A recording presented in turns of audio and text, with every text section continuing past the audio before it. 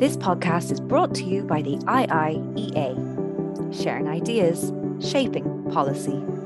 Good afternoon, everybody. Running a handful of minutes late. My name is Barry Colfer. I'm the Director of Research here at the Institute of International and European Affairs. Very warm welcome to those who are joining us here in person in full colour at our headquarters in central Dublin, and indeed a very warm welcome to those online. And that counts for our speakers as well as our attendees, because our expert panel today, I'm really thrilled, really looking forward to the conversation, are spread across Dublin and Varna in Bulgaria, where John O Brennan is joining us. A quick little bit of housekeeping. This event post-European Parliament elections, what's next? It's in keeping with what we usually do at the Institute by trying to promote informed and interesting discussions around topics of import. But we're making a slight variation in that the excellent panellists are not invited to deliver a stump speech. We're just going straight into conversation. And we'll do that for about 30 minutes with our panelists and then turn it over to you, our audience, again, online and in person. Just some of the housekeeping. The event is on the record. If you wish to participate in the discussion here, just draw attention to yourself conventionally by raising your hand. And those online, if you wish to do so similarly by using the Q&A function on Zoom. I'm going to very briefly introduce our three panelists. And then, John, I'm going to hand over to you in Bulgaria in a few moments just to give a little bit of scene setting, because this week, of course, I didn't mention why we're doing it this week. This is a very exciting couple of weeks for people like many of us in the room here who are interested in things EU and things European, but this week especially because some of the top jobs and some of the top roles for the next 5 years are going to be confirmed. And indeed, I think we can confirm that Roberta Metsola has renewed her presidency with a stonking 500 plus vote in the European Parliament, just to kick off what's going to be an exciting week in Strasbourg.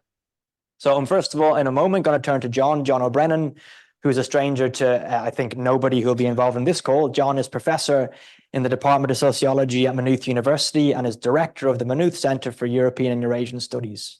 John's an expert on EU enlargement and on Ireland's experience of European integration, among much else.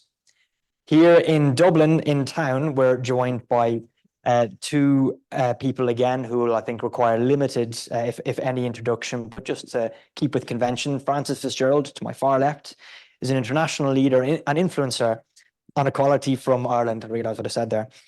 Who is currently serving a 2-year term as a member of the Gender Equality Advisory Council in the G7. A parliamentarian for over 20 years, Frances has served as Taoiseach, Deputy Prime Minister, Minister for Business, Enterprise and Innovation, Minister for Justice and Equality, and was the state's first Minister for Children and Youth Affairs. She held the position of MEP for 5 years from 2019, so just the last legislature, so experience of a very kind of fresh nature, where she served on the Women's Rights and Gender Equality Committee, the Economic and Monetary Affairs Committee, and the Development Committee, 3 very powerful committees in the European Parliament. Then finally, to my immediate left, delighted to be joined by Marion Harkin TD. Marion served as an MEP from 2004 to 2019 when I worked there myself, Marion, not for you, but kind of in your orbit. As a member, Marion was an MEP as a member of the group of the Alliance of Liberals and Democrats for Europe, ALDE. She was first elected as an independent in 2004 for the Connacht Ulster region and was re-elected in 2009 and 2014 to represent the Northern and Western region. Marion was the coordinator for the ALDE group on the Committee for Employment and Social Affairs and also sat on the Agriculture and Finance committees in the European Parliament. Also very significant roles, very significant committees. In 2012, Marion became Vice President of the European Democratic Party. In 2020, after 15 years as an MEP, moving between Brussels, Strasbourg, Sligo and elsewhere, Marion was re-elected to Dáil Éireann as an independent for Sligo, Leitrim, North Roscommon and South Donegal. So I can't think of many better panels to discuss this exciting week. John, could you just provide a little bit of context? What are we looking at this week in Strasbourg? Well, thanks, Barry, and it's very, very nice to be with you, and a particular pleasure to share the panel with Frances and with Marion, both of whom I have tremendous admiration for. Just maybe 3 points, Barry, in this brief primary intervention. First, we began the year with the prospect of this mammoth landscape of elections, about 40% of the people on the planet eligible to vote, and I was one of those people who was terrified at what we were facing in Europe, partly at national level and partly at European level. And I think the reaction to the elections in June was one broadly of relief that the centre ground held.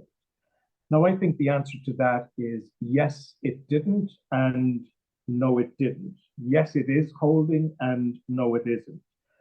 The European People's Party had a good election, I think, coming back with 188 seats, although I should stress that's about 100 seats less than the EPP had at the conclusion of the 2009-2014 parliamentary term. Socialists and Democrats come back with 136. And the other part of the centre, although it had a bad election, Renew Europe comes back with 77 and the Greens with 53. And if you look at the composite figures, there looks like a more compelling case again that the centre ground is holding. If you put together the joint score of EPP and SND, it adds up to 324 seats, short of the 361 majority, but nevertheless about 45% of the vote. You add in Renew Europe, it takes you to 56% or 401 seats. We'll come back to that because I think that will be important when we come to vote for Commission President on Thursday. And if you add in the Greens, it comes to about 64% or 447. So there looks to be a really strong continuing majority for centrist policies in the Parliament. But I think we should also be looking what's happening at the European Council and at national level, because there the picture, I think, is genuinely more alarming. By the end of this year, almost a third of European Council members will either be those led by the far right, as in Italy, or where you have the far right as part of a governing coalition in Finland, Croatia, the Netherlands. In Sweden, that's not the case, but the Sweden Democrats are very significant. We have a federal election coming up in Austria, new government prospectively in Belgium. So what I want to do is puncture this notion that these elections represent the continuing triumph of the centre, because the European Council demonstrates very clearly a trajectory that is moving in the direction of the far right. So even if put together, the three different far right groups have about 26% overall, about 188 seats in total. The presence in the European Council, which in many respects is more important, is one, I think, that is really alarming for Europeans. All the more so, I would say, in the context of what's happening in the United States. Some of our members will remember Ivan Krastev talking earlier in the year when he was in Dublin about the importance of the US presidential election as a European election, as an election that was going to really significantly impact on the contours of politics in Europe. I think it's absolutely clear that Trump is going to win, that it's going to be a much more radical presidency than the first time around. The entire structure of American pluralism is threatened by Trump and J.D. Vance, his vice presidential nominee. And like others, I think, chancelleries around Europe should be preparing very seriously for what is to come. Amongst other things, the fact that for the first time since 1949, Europeans may have to defend themselves. So defense and security, I think, is going to take on acute importance for the next commission and during the next political cycle. Just a final word about the vote on the commission. I'm not surprised that Roberta Metsola got such a strong vote. She's hugely popular. I think she absolutely deserves it. I am not so sure about von der Leyen. And again, the consensus in Brussels and other places in recent months has been that von der Leyen was almost a shoo-in to come back as Commission President. I never believed that that was certain to happen. And I think she could well be defeated on Thursday. And if that happens, we're going to have an unprecedented institutional crisis and interinstitutional crisis within the Union, comparable to what happened a quarter century ago.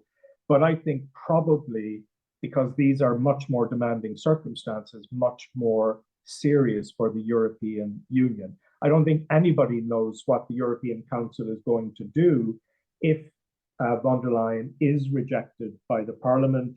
The fact that the Fianna Fáil MEPs are saying, for example, that they will not vote for her, to me raises questions about the rest of Renew Europe and about the Socialists and Democrats.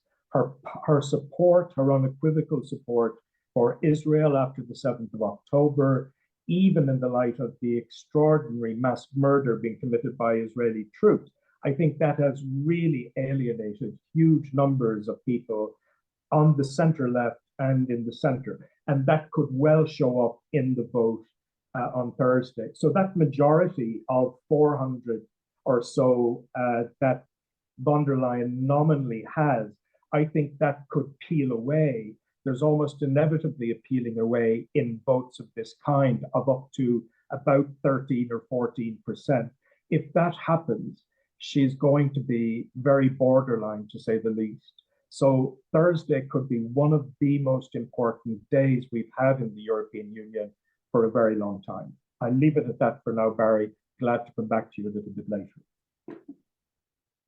Again, but really, really good scene setting. Thanks a million.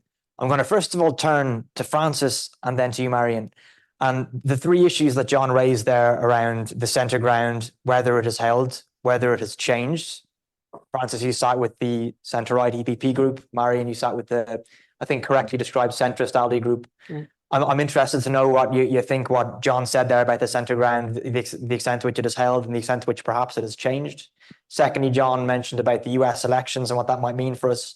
And then this prospect of an interinstitutional crisis after Thursday if von der Leyen is not elected, although we can't tell whether she has the votes or not. Do you wish to respond to any of those three, or indeed anything else you'd like to mobilise at this stage? I mean, fantastic summary from John, I have to say. I mean, really super. And I agree with almost everything he has to say, actually. I mean, I spent weeks before the elections listening to research, European Research Council, all sorts of research bodies actually telling us that the right were going to be predominant. Really, that was a very strong research, opinion poll kind of consensus. And it's very interesting, in the same way that we saw changes here in the elections that were somewhat unexpected.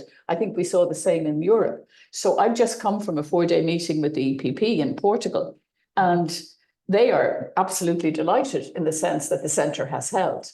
But I think what John said about the move to the right, I think there is something he didn't address, which is that the centre has also moved slightly to the right. Exactly. And that's, worth a discussion, and it's quite interesting in its own way. But in terms of worries about extreme right, I think the centre has held, but we have also seen the growth on the right, undoubtedly, whether it's in France, in Germany, we're going to have an extreme right group, I should say, in the parliament under the Patriots, under Orban now. And I think that will be an interesting dynamic. And the question will be how much that central platform will hold between EPP, Socialists and Renew. And if it holds, a lot can happen. Will it hold, for example, to keep Orban out of getting a vice president elected? Maybe a micro issue, but it's an interesting taster in terms of attitudes to the far right by that centrist grouping. So that will come up. I think the election of Roberta, very, very strong, personally, very popular, very effective, a very good figurehead for the European Parliament. She's increased her vote, actually. So I think that's very significant. In relation to Ursula, it's a secret ballot. That definitely makes a difference. I think there will be a losing of some votes, no doubt about that. But the centrist grouping equally, it's very symbolic in terms of keeping her in position. Because if she does lose, it's a rejection of a centrist platform, you could say. for the reasons primarily around Gaza, I think, because if you go through her leadership, and I won't go through it here, but if you go through 4 or 5 key areas in the last few years, she's an extremely effective leader. I know her very well personally. She's very courageous. Gaza clearly has alienated her, I would say, particularly in Ireland and Slovakia, more than other countries. So how much peeling away there will be of her vote in relation to that from across Europe, I'm not so sure. It will be tight. I mean, if 10 out of 14 of the Irish MEPs vote against her, that's a very significant grouping and could be quite, could determine the outcome, actually, in many ways, because last time it was only 9 votes that she won by. So I think you're going to see a more ripe parliament, undoubtedly, but there is still a kind of a central platform that obviously rejects extreme nationalism, extreme right-wing ideology, and I'd like to see that holding myself. Before turning to you, Marion, there's just something I wanted to ask. Well, 2 things, Francis. We've had an invitation outstanding to Roberta Metsola for the past couple of years. If you could follow up with her, given that your friends, that'd be much appreciated. But in all seriousness, I'm interested in this notion of whether the centre has held or whether it has changed. And it's ironic you're in Portugal. Your EPP colleagues in Portugal are the Social Democrats in Portugal, isn't that right? Yeah. Social Democrats, but who sit in the centre-right group. Do you have a sense that you could be willing to share that the nature of the EPP is changing? What political scientists call the Overton window, the range of ideas that are acceptable to discussion, and whether the centre of gravity in the EPP is shifting as a response to the increased kind of support for the harder right? I think it probably is. And one of the things when I was elected, I was kind of intrigued by within the EPP was the criticism of particularly the Greens and the left control or having to do so many deals with the left or with the socialists, let's say, and with the Greens. It goes against the DNA of the EPP because they were used to a majority. But let's face it, the reality is coalitions and building consensus, particularly in the European Parliament. But I do think the next 5 years you are going to see, you're going to see a request to have less demands on business, for example, whereas we had the corporate responsibility, etc., due diligence and so on this time, which I thought was very good. And I think business has responded quite well. There's going to be a focus on far less red tape for business. Undoubtedly, the Draghi report is coming up in December or September. Very interesting to see what's in that. And I think you are going to see a lot more requests to support families and individuals in implementing the Green Deal, and less ideological about it, if you like, given the green results and so on. So you're definitely going to see that kind of a shift. And I would describe it myself as more right. But I think the big focus in Europe is going to be geopolitics, not going to be economics, although that is a key issue because Ukraine is costing so much and we put so much money into Ukraine. But I think it's geopolitics are going to be the key issue going forward, as well as a number of other areas. I mean, if Trump comes in, how is Europe going to be competitive? How are you going to keep innovation in Europe? These are the big questions of the moment. Thanks a million. Marion, thanks for your patience. Would you wish to respond to anything that John or Francis said? Or you've come prepared as well, I see. Oh, yes. Fair play. I suppose listening to both of them, John has a lot of experience. Francis is fresh from the Parliament. At this point, I'm relying on hearsay and gossip. But to some extent, gossip can be, quite interesting. I spoke to a few people who, and most of them staff, because I don't know if you'll agree with me, Conchia or Barry, staff often know more than MEPs because they're talking to the different offices and they hear stuff. So sometimes if you want to know what's happening in the Parliament, having a good relationship with staff is useful. But just coming back to what Francis said and John about the right, and in a way, when Francis was nodding, and I sort of found myself nodding a little bit, I thought, is this part of the problem? That there's too many people nodding, agreeing on certain issues when we see how the numbers are playing out in the Parliament. We have the right, we have the far right, we have the hard right, and it's how they will interact with one another. If you look, for example, at the Patriots, there's a lot of very individual, very strong individuals there. how will they work together? Let's say Orban with Le Pen, will they manage? Will they keep together? Will they keep a focus on what's happening in the Parliament?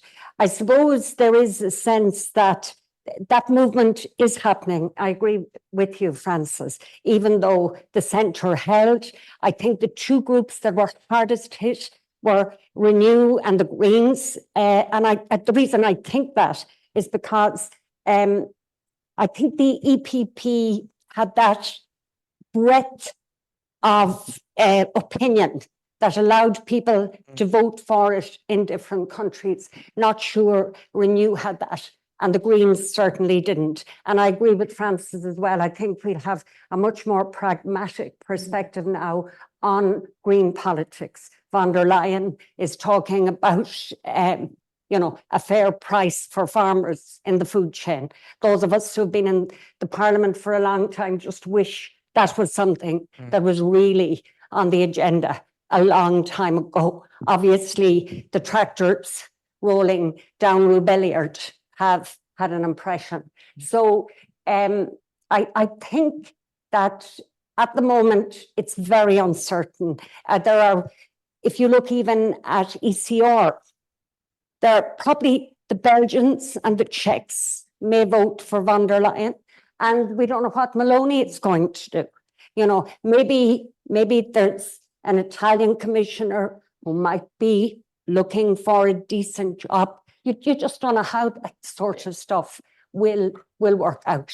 So I think von der Leyen has a real chance, and she can get votes from everywhere and anywhere, and we just don't know. But I know from speaking to some people in Renew that they weren't really all that happy with her. I think she promised some documentation, written documentation, which hasn't yet arrived. So little things like that. But then the issue for a group like Renew is if von der Leyen isn't elected, what's going to happen to Kaja Kallas? No, but it's not even just that. What's going to happen to their nominee, Kaja Kallas, who's already resigned? So there's lots of horse trading going on. It's I think von der Leyen still has a fair chance of being elected from the gossip that I'm hearing, but that's just gossip. It's not anything more than that. But I do think she has. I think a lot of people maybe, because it's a secret ballot, might look very deep in their hearts and say, this maybe is bigger than me.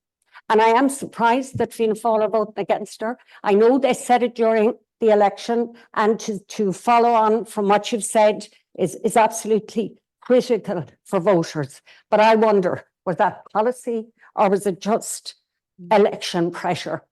I spoke to Kieran Malooly this morning. He told me nobody ever asked him, ever, was he voting for von der Leyen. So in the whole campaign. So sorry, in terms of his own election, I understand. Never asked him. So I think because a smallish number of people were really raising it as an issue, it became important. I think for most people, they don't even know who she is. So you don't know what people will do when they know it won't be red, it won't be green, and it'll be blue, and nobody will know. So we see. So nobody knows that better than you two when it gets to the primacy of the ballot box. You never know how people are going to vote. Just to make clear, we deal very much in gossip and hearsay here at the Institute, by the way. So I'm at home. You are very much at home. It's the fuel we run off. And I also agree with you, of course, it's the staff at the EP that keeps the place running also. I was interested just in your own group, which has become the Renew group. There's a real density of Irish MEPs within that group now. There is, yeah. As it's reduced in size, the kind of Irish cohort has, what are the exact numbers now? There's 6 Irish MEPs in Renew, and the numbers are 50 odd, is it? John? 77. 77. Yeah, 77. And six Irish members. So, I mean, most of the time there was just one. There was TJ Maher in the old group. Then there was Pat Cox. Then there was myself. And 5 years after I was there, Fianna Fáil joined, I didn't touch it. Good. No, that's to your great credit, Marion, as a consensus builder. But just in terms of, if you can share a bit of you, it was very interesting, I think, to hear Francis talking about the inner workings of the EPP. What's the future of the, what I will always think of as the ALDE group, but the Renew group in this coming legislature term? I'm not sure about that, to be honest. I mean, I think the fact that the president remained as president, the chair of the group, was, you know, there was a bit of toing and froing about that, but she has remained. I think, yeah, that's important for the French. And I think, as you said earlier, Francis, you know, the outcome of general elections are going to be crucial. And the French one absolutely is. I mean, will Macron manage to keep his commissioner in place? You know, because he's in charge, I think, of security and defence, isn't he? Yeah. And that's, I mean, that's one of the top two items on the agenda for von der Leyen, and will be for Europe. So for France to have that power play, as it were, and keep him in place will be important. But going back to Renew, to be honest, I suppose I'm 5 years gone out of it now, so you do lose a bit of touch on it. But I do know their egos are quite bruised.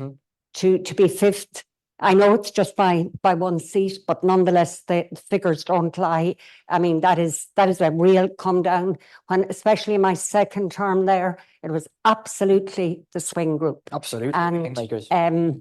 And that matters, you know. So they're chasing somewhat, I would say, whereas the EPP have held on, even though you did remind us, John, 100 seats less. I hadn't realised that from that height in 2014. I mean, that's astonishing in its own way. It's the fact that they held on this time, you know. But this is what's happening everywhere, isn't it? We're seeing a greater fragmentation of politics.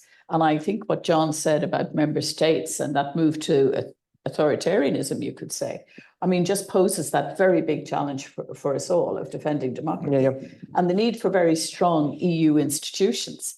And it does put the von der Leyen vote in that context as well. Because I think, you know, a vote for her is actually a vote for, you know, protecting those institutions for a whole variety of reasons I won't go into, but I do see it in that context. And I see it as continuity, and I see it as a strong statement of the centrist groupings support for her. So as John said, if that doesn't work on Thursday and you just don't know, it is a secret ballot. Now, I do think, again, Marion's right, like she will be getting votes from the Greens. She'll probably get votes from Italy, an ECR. You know, it's a very personal relationship there. I wouldn't be surprised. On the other hand, I don't think they've made any public declarations. If they did, that would mean that she'd probably lose some of the socialists and probably Renew.